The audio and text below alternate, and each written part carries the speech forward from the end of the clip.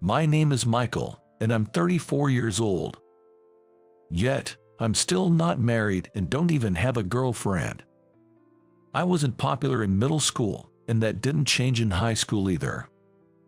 In contrast, my high school classmate, Alex, in the same class, was extremely popular. He was athletically gifted, academically strong, and handsome. Plus, being over 6 feet tall made him irresistible to the girls.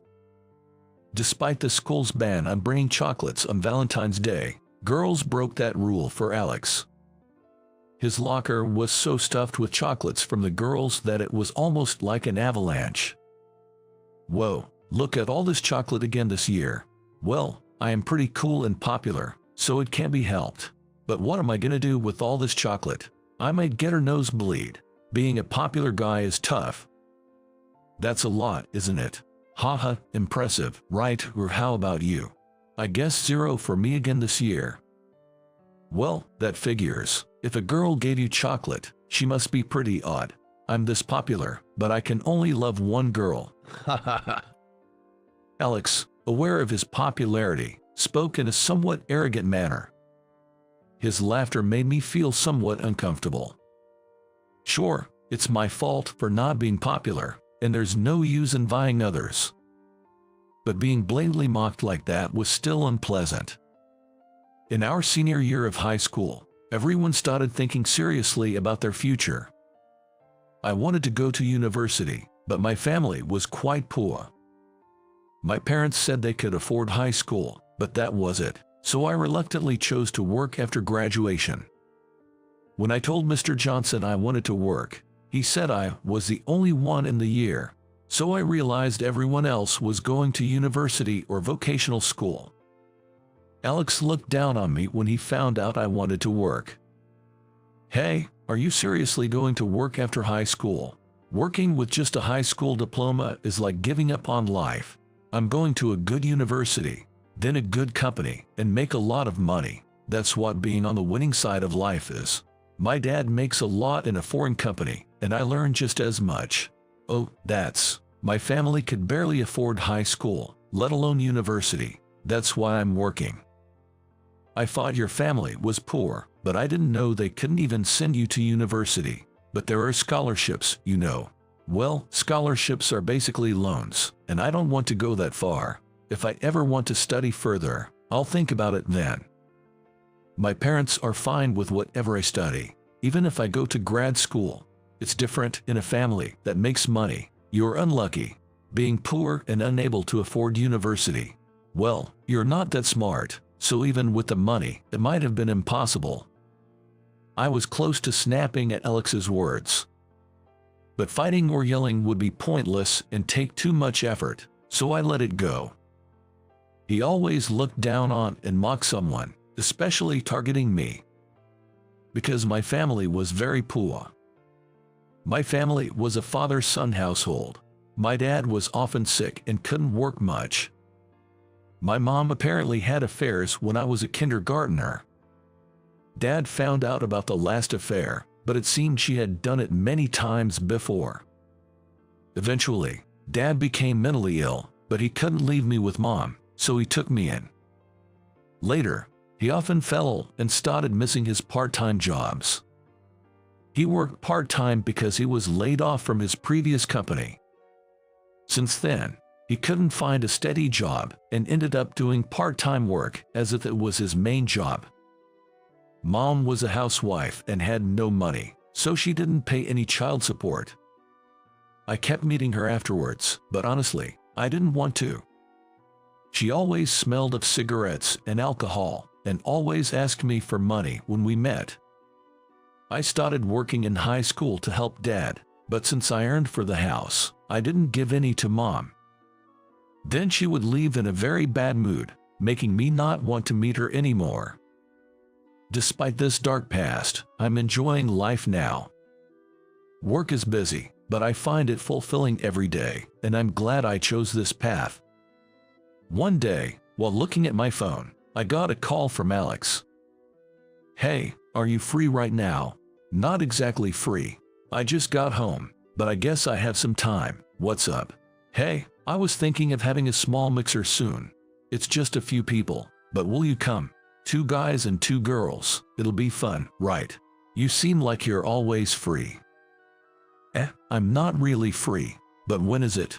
It's a bit sudden, but how about this Saturday, the day after tomorrow? The place is a creative bar in New York called A Kitchen. Starts at 6:30 p.m. Sure, I'm free, but why me? Alex, don't you have more friends? Well, I needed someone perfect for the role of a wingman. I thought, who's the lowest educated and most likely to be the butt of jokes? And, well, it was you. What? Come on, you're fun to tease. Other guys wouldn't make a good joke, and to highlight my handsomeness, you're just the right pick. So, count on you. Wait a minute. And with that, Alex hung up the phone. Indeed, I was on the plainer side, so he probably planned to tease me about that. And since my family was poor, he might have intended to make that a topic of humor too. Most of the guys from our high school class were fairly good-looking. So, he probably thought if he invited them, they might get more attention than himself. I thought it was incredibly rude of him to invite me just to make himself stand out. Though he was always a rude person in high school, I was still disappointed to see he talked like that even as an adult. I had hoped he would have grown out of such pettiness by our 30s, but I was wrong. It was foolish of me to think he might have called with something genuinely good. Come Saturday, I headed to the designated creative bar. It was quite stylish, certainly a place that would appeal to women. As I entered, I saw Alex and the women already seated. You're late, man. What were you doing? Well, I forgot my wallet at home and had to go back for it. I only had my credit card on me. So clumsy. Well, sit down. The beauties have been waiting. You really haven't changed since high school. Always such a klutz. Sorry about that. Oh, sorry I'm late. It's okay. No problem. All right, let's order drinks. I'm getting this white wine. I'm quite picky about wine. Haha, a man of taste knows his drinks. I'll have this. I'll take a margarita. And I think I'll have this red wine. It looks sweet. Then the drinks were served. Next, caprese, fritters, and other dishes arrived, so Alex suggested we start introductions. I thought it was a bit late for that, but okay. It's better not to say anything to him or he'll just complain, so I stayed quiet. All right, everyone, time for introductions. Let's start with the ladies. You both are so beautiful. Oh no, we're not that pretty. Yeah, just average. Stop being so modest. Let's start with you with long hair. Oh, me. I'm Emily. I work at a psychiatric clinic. I'm 26. Oh, a psychiatric clinic. You must be kind. People say that, but I don't know. And how about you with semi-long hair? I'm Christina. I work at the same psychiatric clinic as Emily, and we're the same age. We actually went to the same university and ended up working together. That's amazing. Are you two good friends? Yeah, we get along well. We still go shopping together and stuff. Right, we're close. We both don't have boyfriends, so we hang out together a lot.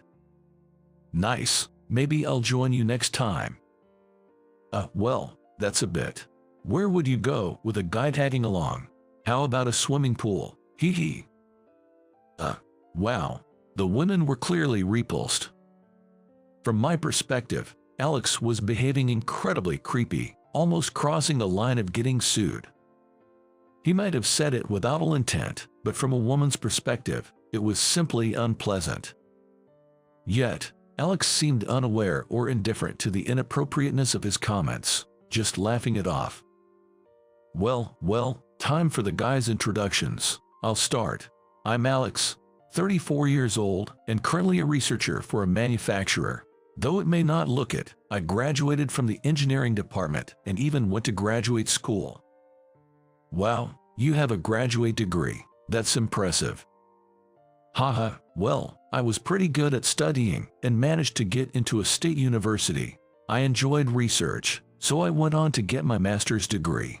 Guess having a graduate degree is pretty standard for guys, huh? Nowadays, more women are getting graduate degrees too, but I guess engineering is still male-dominated, right? Exactly. There weren't many cute girls in college, so I thought I'd find someone at work, but it's all guys in research. It's such a waste for a handsome guy like me not to have opportunities to meet someone, unlike some others, who can't even make excuses for not having a girlfriend. Alex made his condescending remarks and glanced at me. I realized he was referring to me but just sipped my drink, feeling indifferent. This is my high school classmate, Michael. He's super poor because he's from a single-father household. His dad was often sick and worked part-time. He couldn't afford to send Michael to college, so he ended up just a high school grad. He was the only one in our year who went straight to work. Isn't that funny? What? Sorry, Emily. Christina. He was just meant to be a prop for me. Feel free to compete for me. As I sat there, fed up, two women joined us and said, "Excuse me, you're Dr. Thompson, right? What's going on?" I was wondering why you were here. What? Dr. Thompson? Yes, he's the head of the clinic where we work. Dr. Thompson. Right, Dr. Thompson. Yeah, I've been quiet, sorry. I didn't expect you two to be here at this mixer. We didn't expect you to be here either. A friend of Alex's knows us, and we decided to join, but we never thought Dr. Thompson would be here. Why are you here? Your girlfriend will be upset. Girlfriend? I don't have one. But the receptionist, Ling, said you recently got a girlfriend. She loves gossip. I've been trying not to do overtime lately because of my pet hamster. That's cute. You have a hamster. What kind is it? A golden hamster. It's one of those apricot-colored ones. Well, can I see a picture? What's its name? I showed them photos of my hamster on my phone. My camera roll was full of hamster pictures, because I've been taking a lot of them lately. This guy is a male golden hamster, named Buddy.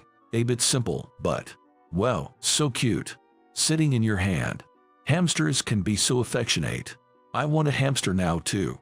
Small pets are nice. Hamsters have short lifespans, so it's sad when they pass, but I give Buddy all my love. Dr. Thompson, you are kind to your patients, so I bet you're really good to Buddy too. That's such a big house for a hamster. Isn't it too large? Yeah. I thought a small cage would be sad, so I got the biggest one and made tunnels for him. This is cute too, right? His eating is the cutest. Well, his cheeks are so full. I didn't know they stuff food like that. I've never had one. Me neither. I have a cat at home, so a hamster might be difficult. True, it could be risky with a cat around. Alex looked utterly bewildered, as if he couldn't make heads or tails of the situation. Then, he softly opened his mouth and murmured as if to himself. He muttered, as if wondering what was going on.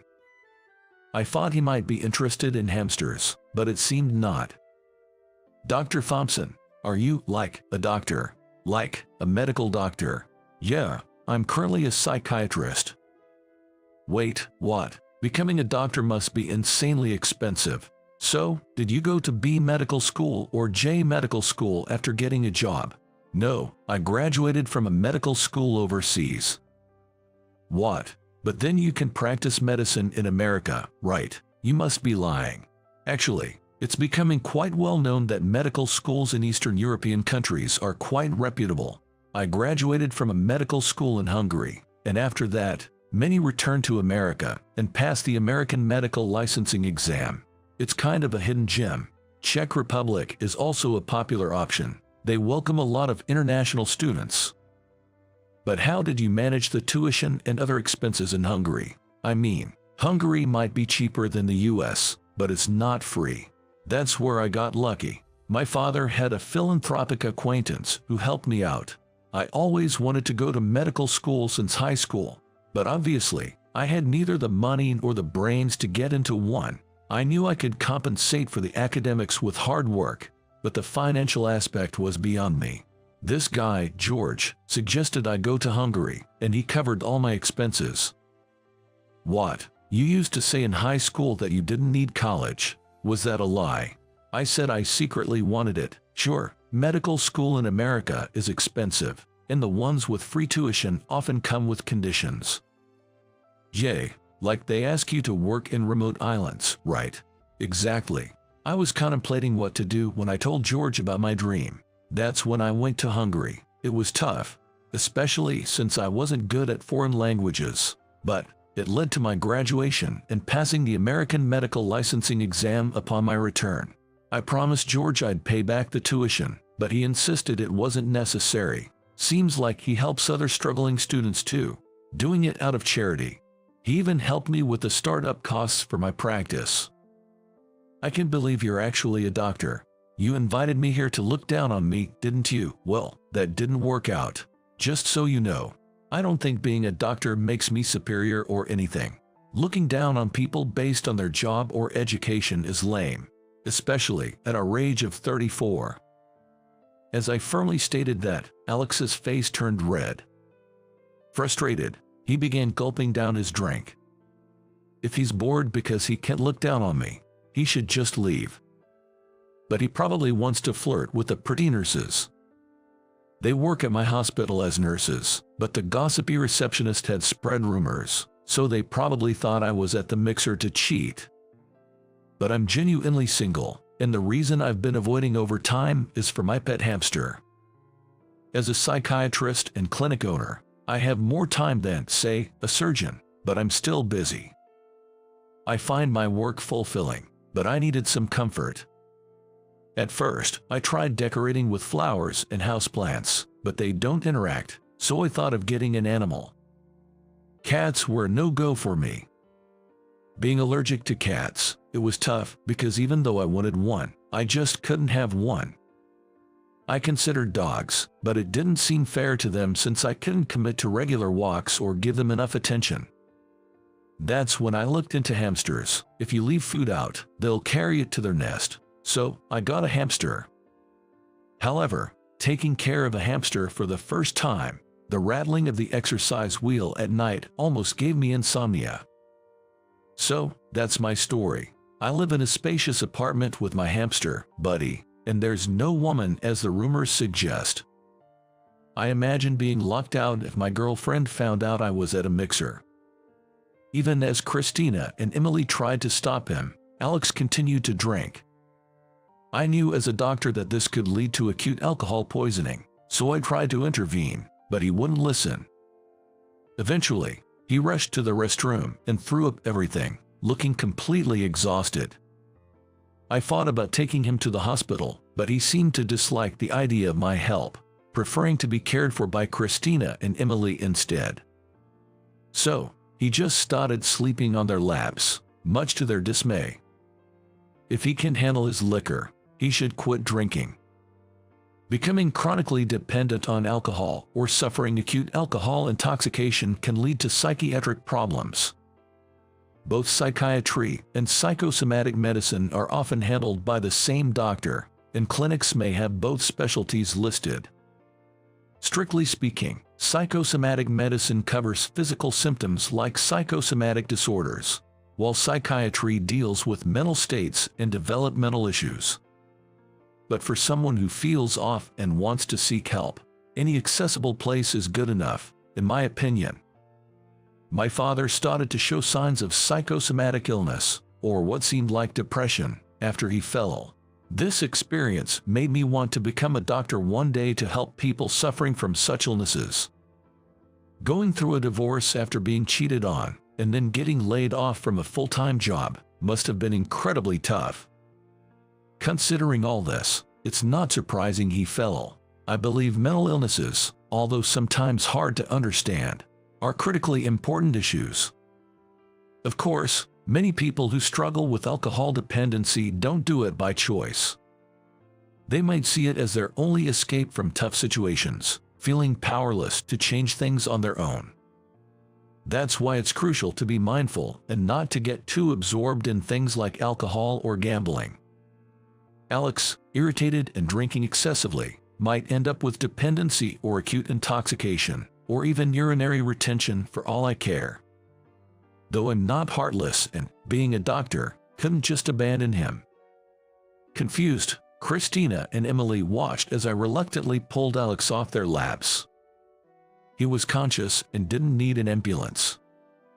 I just wanted to let him rest before sending him home, so I left some money with Christina and the others. Sorry about this mess. My classmate caused you trouble, didn't he?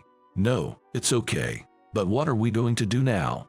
Since he's conscious and calm, I don't think he needs stomach pumping or an IV. Let's just let him rest and then send him home. But, are you sure you can handle this alone, Dr. Thompson? Yeah, I'm sure. I'm really sorry about all this. I'll make it up to you somehow. Can you pay with this? Understood. But please don't worry about it. I hoisted Alex over my shoulder and dragged him, sliding along, to the taxi stand. We took a taxi to my apartment. After about 15 minutes, we arrived at my place, where I laid Alex on the sofa. My bed was not an option, cluttered with clothes, so the large sofa seemed like the better choice. I was relieved that it was Sunday tomorrow. Even if Alex ended up crashing here or needing care, I had no work, so it was manageable. Alex, half asleep, suddenly jolted awake and screamed. Buddy, my hamster, had managed to open its cage and was roaming free, startling him. A rat. Why is there a rat here? It's not exactly a rat. Well, it's a relative. But this is Buddy, my hamster. It's fine. It won't bite unless provoked. But rats, like that one in the anime that bit the ears, right? I've hated rats ever since I saw that episode. Ah, so you got scared by that episode, huh? It turns out that Alex developed a fear of mice from a national anime, where the blue cat-like robot character was bitten on the ear by a mouse. Although he always looked down on me, I found it a bit strange that he's still afraid of mice because of a children's anime. I couldn't help but find the situation slightly amusing, despite feeling a bit sorry for him. Alex jumped off the sofa, running around frantically, then bolted toward the entrance. Even though he could barely walk properly just moments ago, I was amazed at how quickly he moved. I guess this is what they call hysterical strength. The adrenaline rush in emergencies can truly be astonishing. As a bit of payback for his behavior, I sent him a picture of the hamster. He called me back, yelling never to send such pictures again, and then blocked my number. Later, I heard from a mutual classmate that Alex actually developed alcohol dependency. He kept drinking wine excessively and gradually became dependent. Now, he was reportedly in the hospital, unable to manage his work. I felt a bit sorry for Alex. To apologize to Christina and Emily, I gave them gift coupons to a fancy restaurant. I thought they might enjoy a lunch together more than if I joined them, being close friends. They were classmates and good friends, so I thought they'd enjoy going out for lunch together, and it seems they really liked the restaurant I chose. One day, when my pet hamster, Buddy, wasn't feeling well, I took him to the vet. Thankfully, it wasn't anything serious. I was relieved to receive some medicine for him, and glad I went. The veterinarian there was incredibly kind. Dr. Miller, a female vet, was very attentive even to small animals like hamsters. Turns out, Dr. Miller also has a hamster, and we got along well because of that. Then, one day, I ran into Dr. Miller at the supermarket. She seemed to be on her way home from work and mentioned she was about to have dinner, so I boldly asked her if she'd like to join me for a meal. I originally planned to buy some steak to eat that day, but I changed my mind and went to a nearby restaurant instead. Dr. Miller said the food was delicious and ate everything without leaving a single bite. Although I had ordered quite a lot, it seems Dr. Miller really enjoys eating. Seeing my surprise, she shyly asked if I was put off by her appetite. Did I turn you off? No, I was just thinking how deliciously you eat. There's nothing off-putting about it at all. That's a relief. I'm actually a big eater, and I even held back a bit today. Oh, and of course, I wasn't expecting you to treat me today. I'll pay, especially since I ate most of it.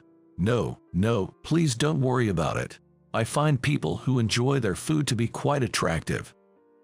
Really, I've actually been worried about it since I was young. I'm thin, but I eat a lot, so since middle school, people suspected I must be ill.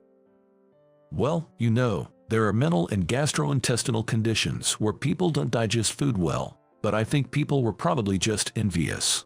If you can eat healthily like that, then that's great. Yes, I'm completely healthy. I just love eating and cooking. It's great to make my own food and savor it. Would you like to try my cooking sometime? Yeah. If it's okay with you, I'd like you to taste test my cooking. I've been practicing French cuisine. French cuisine, that's impressive. I'd love to. I might not be able to give great advice though. I grew up in a pool household, so I'm not really good at telling good flavors from bad. Oh, and I don't mean that I'll say your cooking is good even if it's not. Please don't misunderstand. I genuinely can't discern subtle flavors. I'm not looking for a professional critic or anything. I just want someone to enjoy my food. So, I ended up visiting Dr. Miller's house on my next day off. Her Hungarian hamster, Max, was there. While I was admiring its small and cute form, Dr. Miller began cooking. The aroma was so delightful that it made me ravenously hungry. It was my first time being invited to a woman's house, and I was quite nervous and excited. But then, I wondered if Dr. Miller might have feelings for me, which made my heart race. The finished dishes looked like they were made by a professional, and I was drooling in anticipation. Even though I became a doctor and started earning well, I grew up poor and still have frugal habits, like buying cheap, ready-made meals. I've never been to a fancy restaurant or a chic bar with a woman, so I was taken aback by the appearance of such sophisticated dishes. Are they not looking delicious enough? I guess French cuisine made by an amateur like me doesn't seem very appealing. No, they look amazing. Just by the look, I can tell they're delicious. This is restaurant-level stuff. Can I eat? Yes, please try them while they're warm. Wow, oh, this is delicious. I've never had anything this good. Oh, Dr. Thompson, you're quite the exaggerator. You don't have to call me Dr. Thompson, you know. I'm just Biddy's owner. But you're a doctor, aren't you? Well, you're a vet, Dr. Miller. Right. Then, how about we call each other by our first names? I'd like to get closer to you. Does that mean? Would you go out with me, please? I'm asking seriously. Dr. Miller bravely confessed her feelings to me. Her face turned bright red, and I thought she looked incredibly cute. From that day on, we started dating and called each other Michael and Sarah. Sarah's cooking was amazing, almost like a professional chef's, even though it was just a hobby.